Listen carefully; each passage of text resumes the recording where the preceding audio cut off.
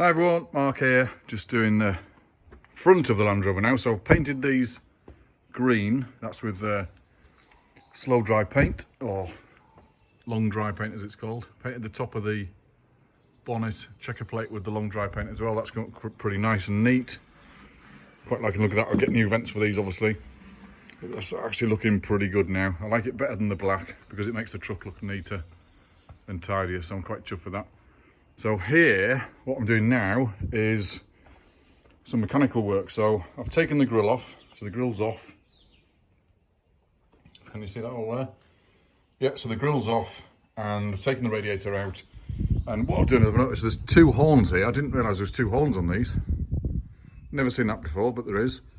So I've taken one horn off and I've just put stainless steel bolts in here. Then I've scratched this up so I can put rust encapsulator and then paint it black again. So that'll be tidy.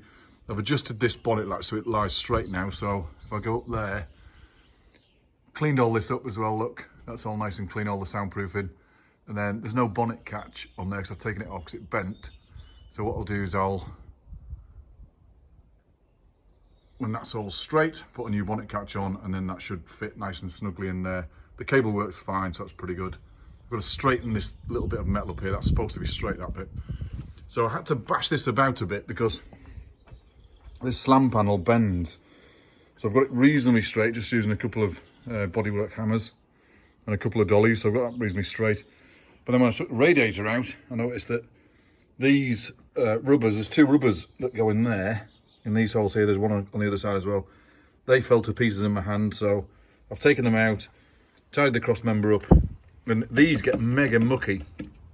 So I've cleaned them up with a nylon wire brush, or a nylon rotary brush, whatever you call it. And then I'm going to paint these, you know, the same colour as the body later on.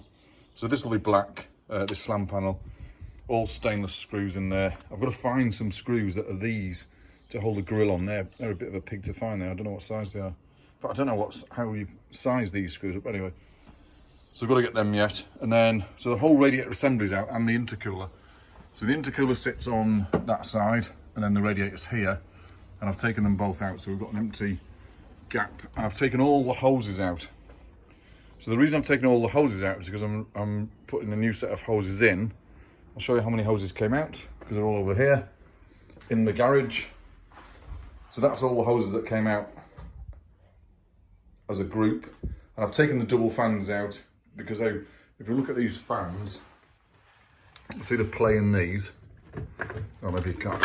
I'll actually pull that out for you. So look at these fans. The play is too much. Far too much play in them, and that'll just wobble about like hell. The bearing's not actually that bad, but the main they are manky, and the frame's a homemade frame. Someone's made this and put a double fan thing in. So I'll get I think it's Revlar fans and put a nice frame on them so they look quite pretty. I'll stick to electric. We don't need the viscous fan in there. So now the front of the block. Now this has had a new head on it before, but I've got to do the rings. So I've got to take the head off. Obviously take the exhaust manifold off and the inlet manifold. No, I don't have to take the inlet manifold, leave that on.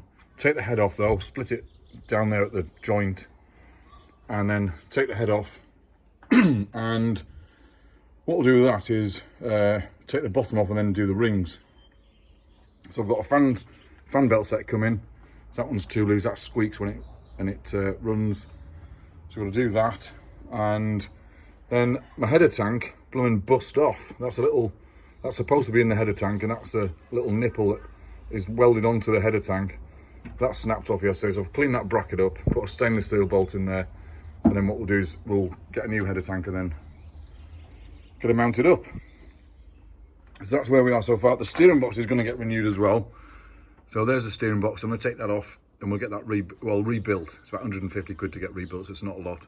Now I'm debating whether to, excuse me, I'm debating whether to let someone rebuild the engine for me because it's about £1,300, or do it myself because I can do other jobs rather than do this.